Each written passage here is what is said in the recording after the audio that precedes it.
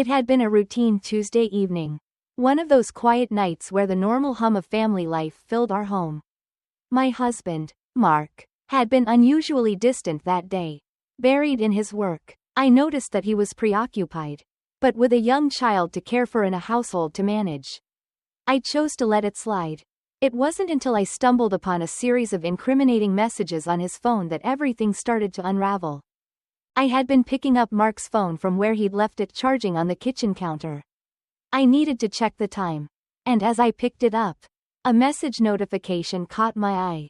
It was from his assistant, Sarah. The message was flirty, full of inside jokes and intimate language that made my heart sink. I quickly scanned through the rest of the conversation, and the realization hit me like a ton of bricks. Mark had been having an affair with Sarah, someone he worked with closely, someone who was supposed to be a part of our extended professional circle. I felt a rush of adrenaline mixed with a suffocating weight of betrayal. The messages were more than just flirtation, they were evidence of an ongoing affair. There were explicit conversations and plans for secret meetings. The more I read, the more the reality of the situation set in. I couldn't believe it. My husband, the man I had been with for nearly a decade, had been cheating on me. When Mark came home, I confronted him immediately. The confrontation was raw and emotional. I could see the guilt etched on his face as he admitted to everything. He told me that he was incredibly remorseful and wanted to work on our marriage. He claimed that the affair was a mistake and that he wanted to make things right. He promised to cut all ties with Sarah and to do whatever it took to regain my trust. The initial rush of anger and betrayal was overwhelming. My emotions were a chaotic mix of hurt, confusion, and sorrow. I felt that I needed to establish clear boundaries to process everything and to show Mark the gravity of his actions. I told him that he couldn't stay in the house while we figured things out.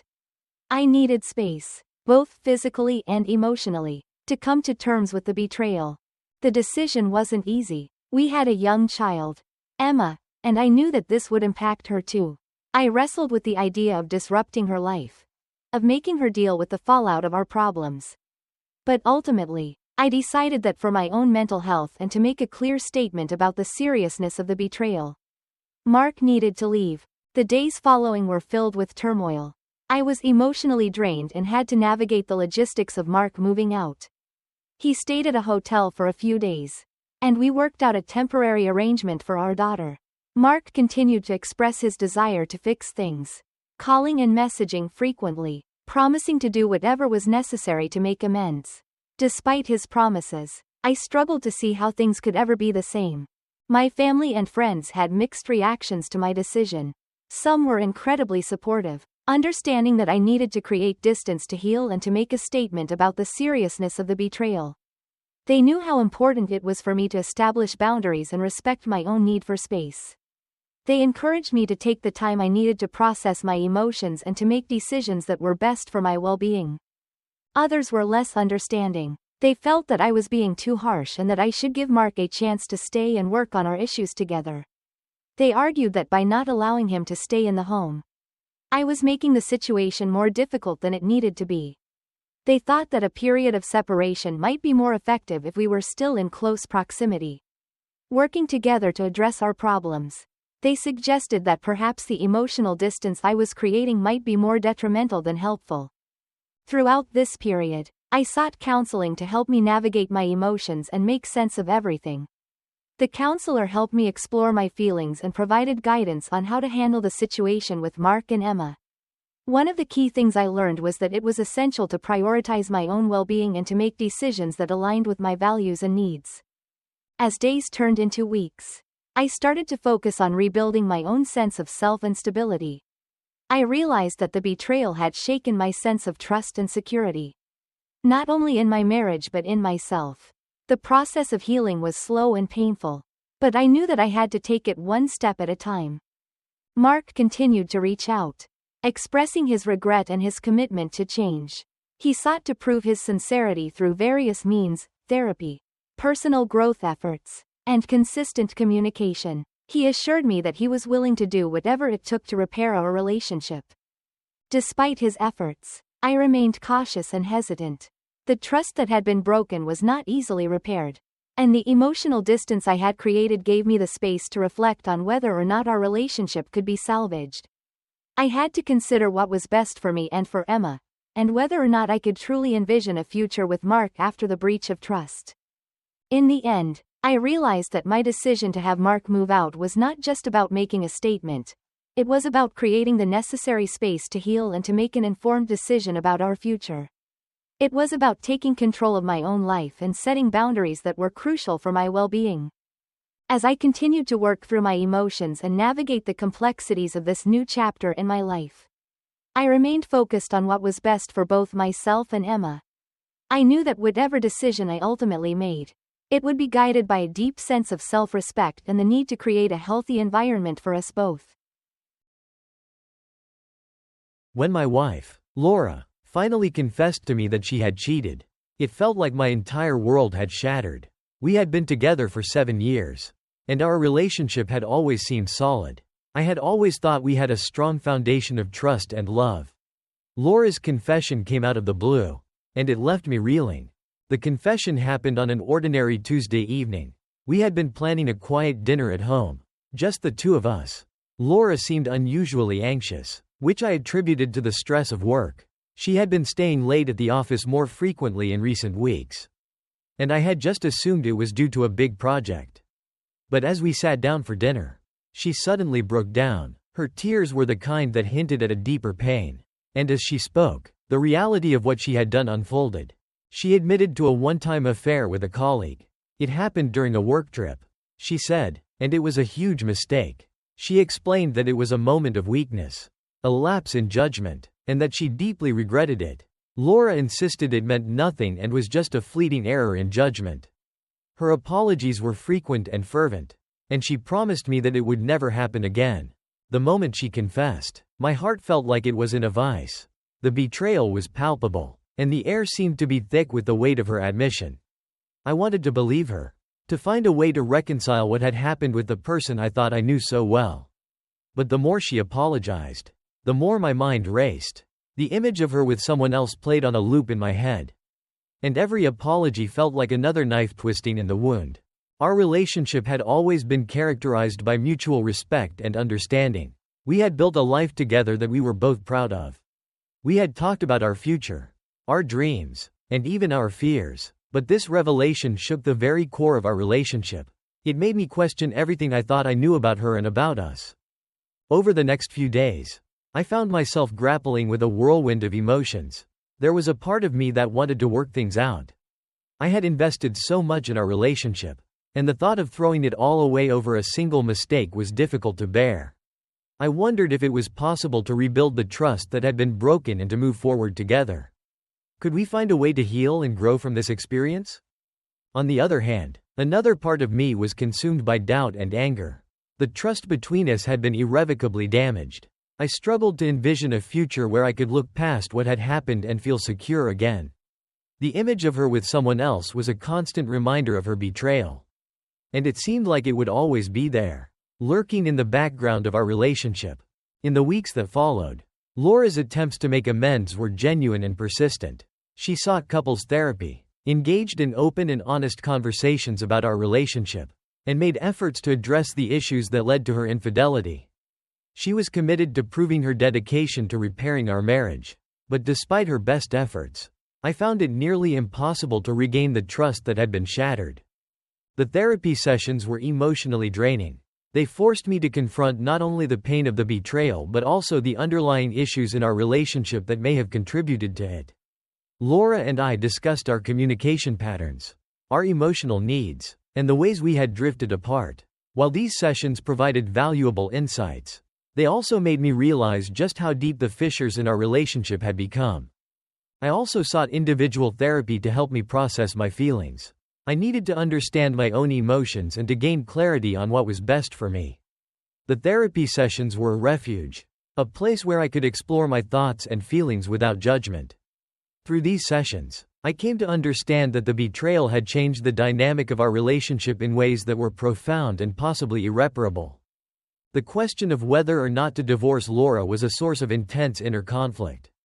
On one hand, I recognized that everyone makes mistakes and that people are capable of growth and change. Laura's remorse was evident, and she was willing to do the hard work required to rebuild our relationship. On the other hand, the breach of trust was significant, and I struggled to see how we could move past it. The emotional weight of the betrayal felt like a barrier that I might never be able to overcome. As I continued to wrestle with these feelings, I consulted with friends and family. Their opinions were varied and often conflicted. Some supported my decision to consider divorce, understanding that the betrayal was a serious breach of trust that could not easily be forgiven.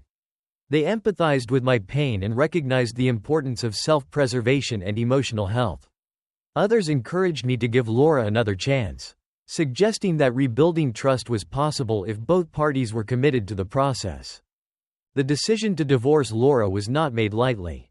It was the result of countless sleepless nights, agonizing over what had happened, and reflecting on what I truly wanted for my future. The process of coming to this decision was deeply painful, but it ultimately felt like the most honest choice for me. I realized that I needed to prioritize my own emotional well-being and to move forward in a way that would allow me to heal and find happiness.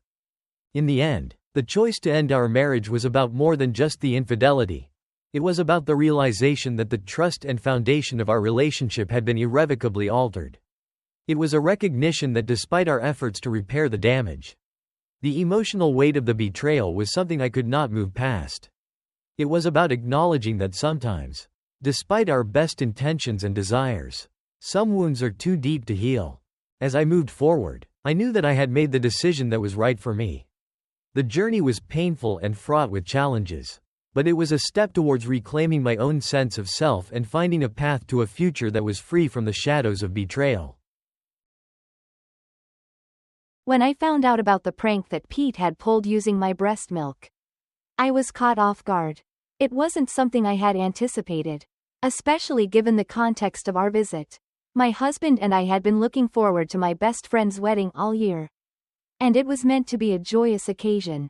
Instead, what unfolded was a situation that left me feeling embarrassed, violated, and deeply unsettled. We had arrived at my in-laws' house on Friday evening, ready to enjoy a weekend away from our daily routine. My in-laws had graciously agreed to watch our baby daughter while we attended the wedding, which was a blessing. The house was filled with excitement as everyone gathered to greet us and meet the baby. My mother-in-law was particularly thrilled to see her granddaughter, and my father-in-law seemed equally pleased. Given that my daughter was still exclusively breastfeeding, I had brought a few containers of expressed milk along with us. My mother-in-law kindly offered to let me use her fridge to store it, which was a huge help. The topic of breastfeeding came up in conversation, and Pete, my husband's younger brother, made a curious comment about trying it. While I appreciated his curiosity, I found the question a bit awkward and declined. It wasn't something I felt comfortable discussing, especially not in such a casual manner. The wedding itself was beautiful, and it was a relief to enjoy a night out without the baby. My husband and I had a wonderful time celebrating our friend's big day, and the last thing I wanted was to worry about what was happening back at the house. When we returned, the house was quiet. Pete and his friends had gone out for a late-night swim, and I assumed everything was as it should be. The next morning, I headed to the kitchen to make breakfast.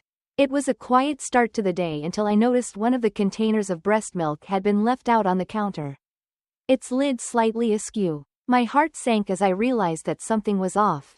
I asked my mother-in-law if she had forgotten to put it away after feeding the baby, but she looked confused and said no. Pete and his friends were lounging around the living room, laughing and making jokes. I felt a twinge of anxiety as I confronted Pete. When he finally admitted to what had happened, my initial shock was quickly replaced by a deep sense of betrayal. Pete had used my breast milk to make tea for his friends, who had no idea what they were drinking until it was too late. To add insult to injury, Pete thought it was funny and was still laughing about it. The more I processed what had happened, the more furious I became. Pete had crossed a boundary that I felt was deeply personal. The milk was meant for my daughter, and it was something that I had entrusted to my in-laws' care. It wasn't a joke or a prop for a prank, it was a crucial part of my baby's diet. Beyond that, I felt a profound invasion of my privacy. Pete had taken something intimate and used it for his own amusement, disregarding the significance it held for me. The situation was exacerbated by Pete's dismissive attitude, when my mother-in-law expressed her disapproval and insisted that Pete apologize. He brushed it off as a mere prank and didn't seem to grasp the gravity of the situation. My husband intervened and insisted that Pete apologize, which he did, but it was clear that the incident had left a sour taste. Breakfast was a particularly uncomfortable affair. Pete and his friends continued to laugh about the prank, making offhand comments that only further emphasized their lack of respect for the situation. My mother-in-law's attempts to offer alternative drinks like orange juice were met with more laughter from Pete and his friends, making the atmosphere feel even more hostile. The entire episode left me feeling like my boundaries had been disrespected. I was struggling with a mix of emotions, embarrassment, anger, and a sense of violation. The situation seemed to reflect a broader issue with Pete's behavior and how he seemed to lack maturity and consideration for others. As the day progressed, I found it difficult to shake off the feeling of discomfort. My husband understood why I was upset and agreed that Pete's behavior was inappropriate. However, he didn't fully grasp why I felt so strongly about it. He thought it was a poor joke but didn't see it as a reason for ongoing conflict. This discrepancy in our perspectives added to my frustration. By the time evening rolled around, I was still grappling with how to address the situation. I debated whether I should have another conversation with Pete or just let it go. I didn't want to create more tension within the family, especially when we were staying at my in-laws' home. But I also didn't want to minimize my feelings or let Pete's behavior go unchecked. In the end, I chose to address the issue with my husband privately. I explained to him why the prank felt like such a major violation and why it was difficult for me to move past it. My husband listened and acknowledged my feelings, but I still felt conflicted about how to proceed. As the visit came to a close, I continued to feel uneasy about the whole experience. Pete's prank had disrupted what should have been a joyful family gathering, and I was left grappling with the aftermath. I knew I needed to find a way to resolve my feelings and ensure that my boundaries were respected in the future.